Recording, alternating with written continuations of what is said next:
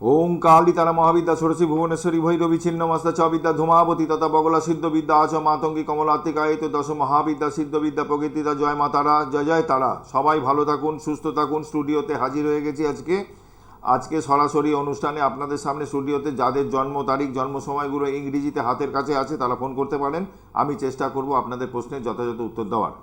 আলোচনায় আসছি, জ্যোতিষ নিয়ে আলোচনা করতে চাইছি। আমি যখনই প্রোগ্রাম করি আপনারা দেখবেন যে আমি কিছু না কিছু নিয়ে এটা বলি। যেরকম আজকে আমি শুরুতেই আলোচনা করতে চাইছি যে দেখুন, শনি রাহু কেতু এগুলো তো হয়ই আলোচনা। আমি বলবো যে আপনার এই আগামী 2 তারিখে যে প্ল্যানেটারি পজিশন একটা বিরাট চেঞ্জ হতে চলেছে। বৃহস্পতি কর্কট রাশিতে উচ্চস্থ অবস্থায় আসছে, মানে একটা হংস যোগ একে বলছে তৈরি হচ্ছে। কালপুরুষের রাশিচক্রে চতুর্থভাবে যখন বৃহস্পতি এসে বসে, এটা হংসযোগ সৃষ্টি করে। আসছে পুনর্বসু, এখন বৃহস্পতি এই মুহূর্তে মিথুনে আছে পুনর্বসু নক্ষত্রে। পুনর্বসু নক্ষত্রেই আবার কর্কট রাশিতে আসবে। 18ই মে আবার চলে যাবে পুষ্যা নক্ষত্রে। এই হচ্ছে এখন যা বৃহস্পতির ট্রানজিটটা যদি হয় 2 তারিখে, তারপরে কিন্তু আমি গোটা 12টা রাশি, এই যে রাশি চক্রে 12টা রাশি আছে, কম বেশি ভালো এফেক্ট প্রত্যেকের জীবনে আসবে। এমন নয় যে সবটাই খারাপ হবে, সবার ভালো হবে। কারোর ভালো হবে, খারাপটা হবে কম, ভালোটাই বেশি। যেহেতু দেবগুরু বৃহস্পতি ট্রানজিট করছে উচ্চস্থ অবস্থায়, বা যাদের বার্থ চার্টে বৃহস্পতি উচ্চস্থ আছে, কর্কট রাশি কর্কট লগ্নের লোক জাতক জাতিকা, ঠিক আছে, মেষ রাশির লোক জাতক জাতিকা, তুলা রাশির লোক জাতক জাতিকা, এগুলো মোটামুটি ওভারঅল ভালোই যাবে, সবারই ভালো যাবে কম বেশি। আমি পরে বিস্তারিত আসবো। আমি ছোটো ছোটো এক একটা করে প্রত্যেক মাসের রাশিফল দিই। আমাকে পেয়ে যাবেন ইউটিউবে গিয়ে জ্যোতিষ আচার্য তাপস্যাসী টাইপ করলে পেয়ে যাবেন। গুগলে গিয়ে জ্যোতিষ আচার্য তাপস্যাসী করলেও ওখান থেকে আপনি আমাকে সমস্ত আমার প্রোগ্রাম পেয়ে যাবেন। যেরকম এই মুহূর্তে কলকাতায় আছি আমি, কলকাতায় আমার পাবেন এখন। আমি 16 তারিখে, নেক্সট 16ই মে আমি কলকাতা থেকে চলে যাব। আমি 17 তারিখে আমার চেম্বার আছে ফালাকাটায় উত্তরবঙ্গে, আর 18 তারিখ চলে আসবো ময়নাগুড়ি, 19 তারিখ চালসা, 20 তারিখ জলপাইগুড়ি শিলিগুড়ি।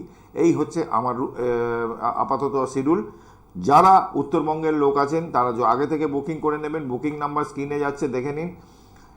8420335155, এটা হচ্ছে আমার বুকিং নাম্বার। এই বুকিং নাম্বারটা আপনারা সেভ করে রাখবেন, আমাকে বুকিং এখান থেকে করে নেবেন। যদি সেভ করতে না পারেন আপনি গুগলে বা ইউটিউবে গেলেও আমার বুকিং নাম্বার ওখান থেকে পেয়ে যাবেন।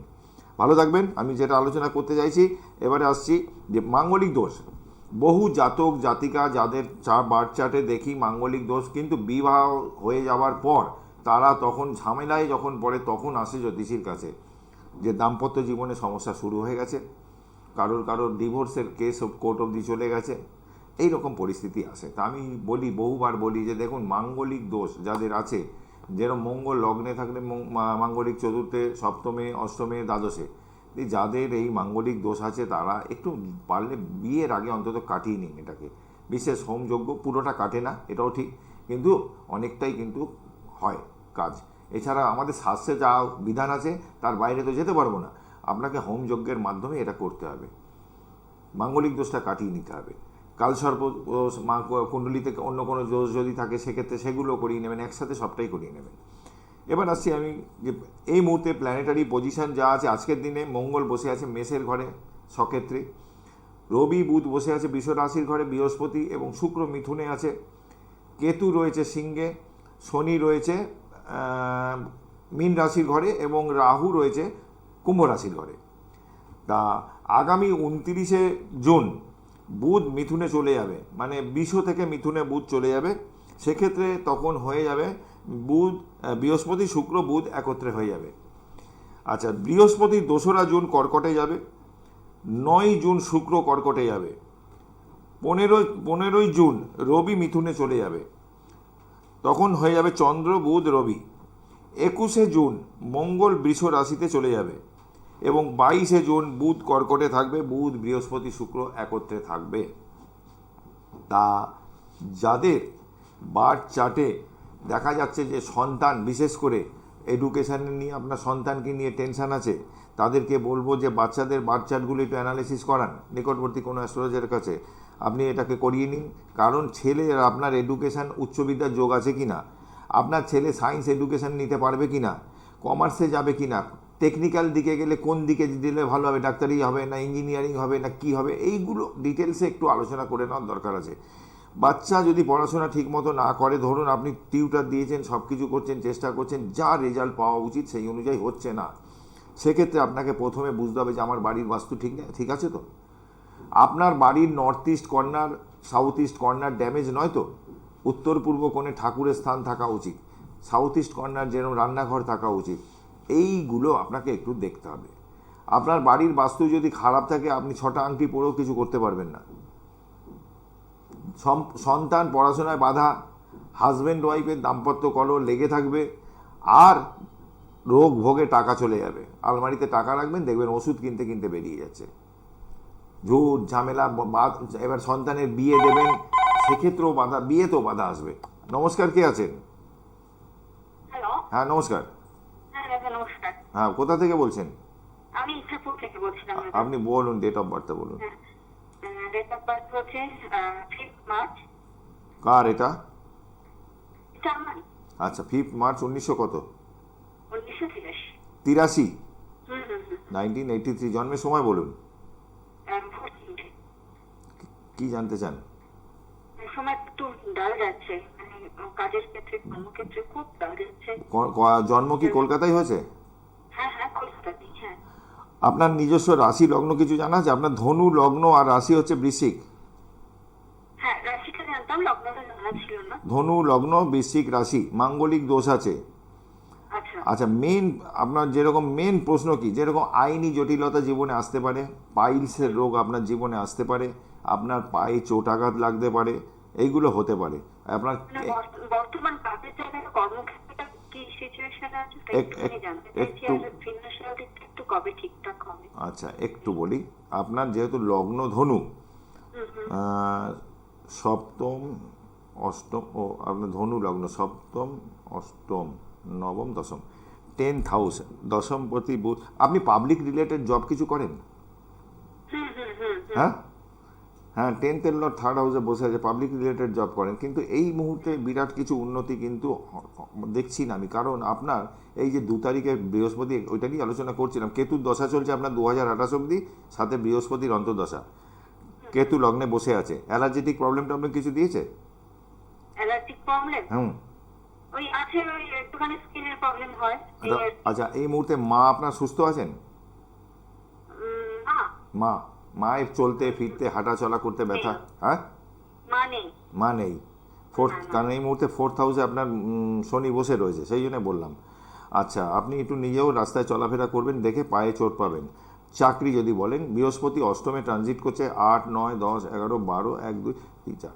আপনার এই মুহূর্তে চাকরির জায়গায় বিরাট কিছু আমি দেখতে পাচ্ছি না, কারণ ওটা হতে গেলে একটু সময় লাগবে। সময় লাগবে বলতে 2028 হয়ে যাবে, 2028, 27 থেকে 28, তখন চাকরির জায়গাটা বেটার কিছু আপনি আশা করতে পারেন।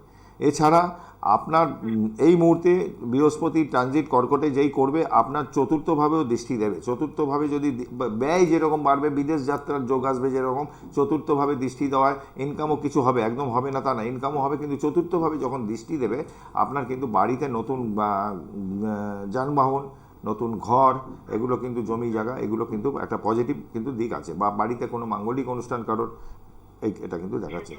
অ্যাজ এ ম্যান আপনি ভালো, বিশাখা নক্ষত্রে আপনার জন্ম, ঠিক আছে, কিন্তু এই মুহূর্তে চাকরি জায়গাটা খুব একটা ডেভেলপমেন্ট দেখছি না। আর দাম্পত্য জীবন, বিয়ে হয়েছে কি? দাম্পত্য জীবনে কিন্তু ভাই সমস্যা হবে।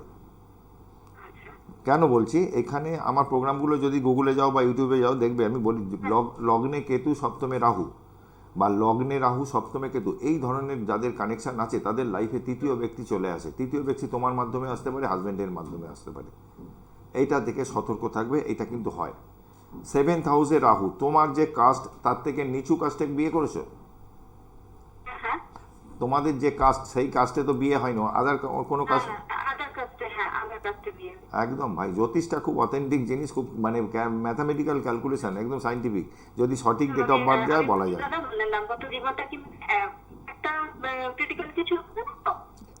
দেখো ভাই, যা কানেকশান তোমার আমি পেলাম, তোমার ক্রিটিক্যাল কানেকশান আছে, তোমার লাইফে সমস্যা দেবে, তুমি এটা মাথায় রেখে চলো। বড় কিছু হলে যোগাযোগ করো, গ্যারেন্টি দিয়ে ঠিক করে দেবো। ঠিক আছে। আমি আসি আলোচনায়, যেটা আলোচনা করছিলাম যে এডুকেশান নিয়ে বাচ্চাদের, তারপরে বিয়ে, বাস্তু খারাপ থাকলে মানে বাড়ি আপনার ছেলে কি মেয়ের বিয়ে দিতে যাবেন, দেখবেন বিয়ে আটকে যাচ্ছে, কিছুতেই হচ্ছে না, ম্যাচিওর করছে না। আবার এরকমও অনেক কেস পাই যে বিয়ে বেঁধে রাখা আছে, চাকরি বেঁধে রাখা আছে, এই ধরনের কেসও হয়। কিছু মানুষ আছে যারা কারোর ক্ষতি করার জন্য সকাল থেকে সন্ধ্যা অবধি পড়ে থাকে। এরকমও যদি হয়, দায়িত্ব নিয়ে কাজ করি, গ্যারেন্টি দিয়ে কাজ করে দেবো। যোগাযোগ করতে হবে। বুকিং নাম্বার আপনার স্ক্রিনে যাচ্ছে, নোট করে রেখে দিন।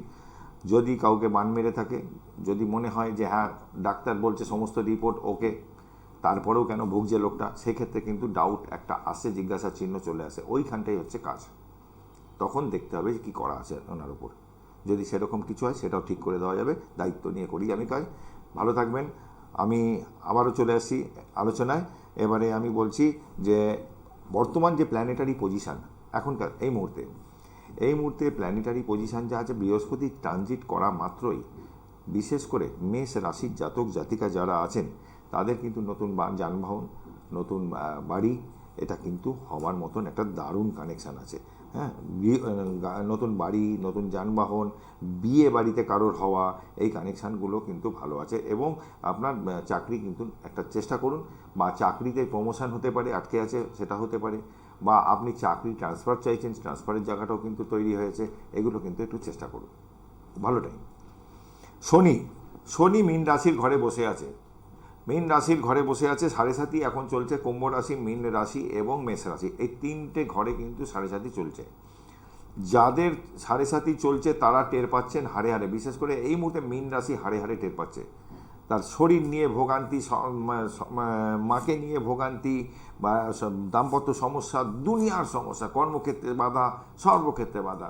আগামী 2 তারিখে বৃহস্পতি ট্রানজিট করবে, যখন মীন রাশির ঘরে শনি বসে আছে তার উপর বৃহস্পতির দৃষ্টি পড়বে, আপনি জানবেন যে কিছুটা রিলিফ পেলেন।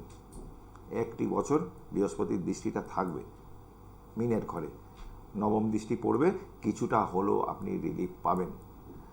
যাদের শনি পীড়িত আছে, জন্মচাটে শনি খারাপ জায়গায় আছে, 6, 8, 12 এরকম আছে কানেকশান, বা 5-এ আছে, 4-এ আছে, এগুলো কিন্তু খারাপ কানেকশান, সপ্তমে আছে, এগুলো কিন্তু খারাপ কানেকশান। যদি থাকে এটা ঠিক করে নেন, ঠিক করার অনেক উপায় আছে। এগুলো কিন্তু আপনার যদি নবগ্রহের হোম করিয়ে নিতে পারেন, একটা কোনো ভালো পিঠে বসে নবগ্রহের যদি হোম করিয়ে নেবেন, এটা করলে পরে কিছুটা হনুমানজির পুজো পাঠ করবেন। শনিবার করে একটা হনুমান মন্দিরে, এই মঙ্গলবার করে হনুমানজির মন্দিরে যাবেন, একটা নারকেল নেবেন, আমি এর আগেও বলেছি, একটা মেটে সিঁদুর চামেলির তেল গুলে নেবেন এই আঙুল দিয়ে, ওই নারকেলের ওপর ওং লিখবেন, লিখে মাথার পেছন দিকে এরকম ধরবেন, ও অ্যান্টি ক্লকওয়াইজ ঘড়ি কাটার উল্টো দিকে পুরো 21 বার ঘোরাবেন। সংকট কাটে কাটে সব বিরাজো সুমিরে হনুমত বলবীরা জয় বজরং বলি যায়, করগুনে গুনে 21 বার ঘুরিয়ে ওই নারকেলটাকে আপনি নদীতে গিয়ে পুজো পাঠ করাবেন আগে, তারপরে মাথার ওপর ঘোরাবেন।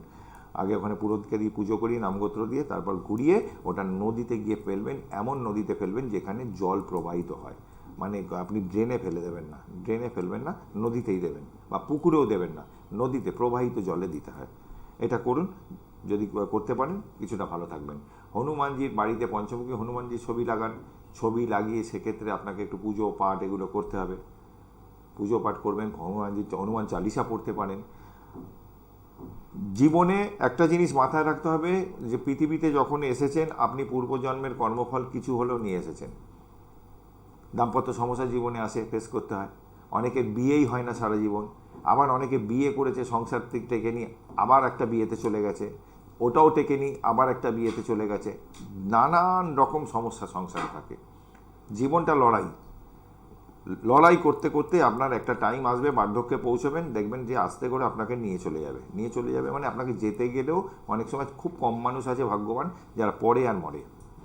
এমন মানুষও আছে যার লগ্ন পীড়িত, অষ্টম ভাব পীড়িত, এই সপ্তম ভাব পীড়িত, দ্বাদশ পীড়িত, এদের কি করবে, বিছানায় ফেলে মেরে দেবে, মানে রোগ ভোগ দিয়ে ভুগিয়ে মারবে। লগ্ন বিশেষ করে পীড়িত যদি অষ্টম ভাব পীড়িত হয়। এটার জন্যে আমি বলি নিয়মিত যারা জব করেন, দীক্ষা নিয়ে থাকলে ভালো, দীক্ষা না নিয়ে থাকলে দীক্ষা নিয়ে নেবেন, একদম গুরুমন্ত্র জব করুন, আর চলতে ফিরতে একদম ওং নমঃ শিবায়, ওং নমঃ শিবায়, ওং নমঃ শিবায়, ওং নমঃ শিবায়, এটা করুন। সেটা রাত্রে করুন, সকালে করুন, যখন খুশি করুন, এই মন্ত্রটা চালিয়ে যাবেন, এটা বন্ধ করবেন না। আচ্ছা, আমি আসছি যে চাকরির সমস্যা। এই সময় আমি অন্য স্টেটের কথা বাদ দিলাম, বিশেষ করে ওয়েস্ট বেঙ্গলের কথা বলছি, কি ডামাডোল চলছে চাকরির জায়গাটা নিয়ে। চাকরি পেয়েছে, তাদের চাকরি গেছে, সে পয়সা দিয়ে পেয়েছে, কীভাবে পেয়েছে সে বিস্তারিত আমি যাচ্ছি না, সবাই জানেন কম বেশি। তো এই যে চাকরির জায়গাটা, নতুন চাকরি, নতুন জব, এখনও অপশান সেইভাবে আসেনি। ছেলে মেয়েরা চাকরির জন্য হন্য হয়ে ছুটছে, এই স্টেট থেকেও আর এক স্টেটে ছুটছে পেটের জ্বালায়। এই যে চাকরির জায়গাটা, একটা ভালো জ্যোতিষীকে দিয়ে দেখান, আপনার এডুকেশনাল কোয়ালিফিকেশান যদি ভালো থাকে আপনার চাকরি হওয়া উচিত, কেন পাচ্ছেন না সেটাও কিন্তু আপনার দেখা উচিত। 10th হাউসে কী বসে আছে, কার কোন প্ল্যানেট দৃষ্টি দিচ্ছে, কেন আপনার হচ্ছে দশা কী চলছে। আমাদের জীবনে যদি দশা অন্তর্দশা খারাপ চলে তার নেগেটিভ রেজাল্ট কিন্তু আপনাদের নিতে হয়, আমাকেও নিতে হয়, আপনাকেও নিতে হয়। তাহলে একজন ভালো প্রকৃত জ্যোতিষীর কাছে আপনি যান, যিনি কিন্তু আপনাকে সাজেশন দেবেন বা গাইড করবেন যে আপনার এই মুহূর্তে চাকরির কানেকশান নেই। যেমন একটা ফোন এলো 2028-এ চাকরির পদোন্নতি বা চাকরি নতুন ভালো একটা পাবে, এরকম একটা কানেকশান পেলাম, চাইলেই আপনার হবে না। কিন্তু যাদের আছে এই মুহূর্তে চাকরির যোগ, তারা এটাকে কাজে লাগান। বহু মানুষ আছেন চাকরি করছেন কিন্তু ট্রান্সফারের জন্য দৌড়ে বেড়াচ্ছেন।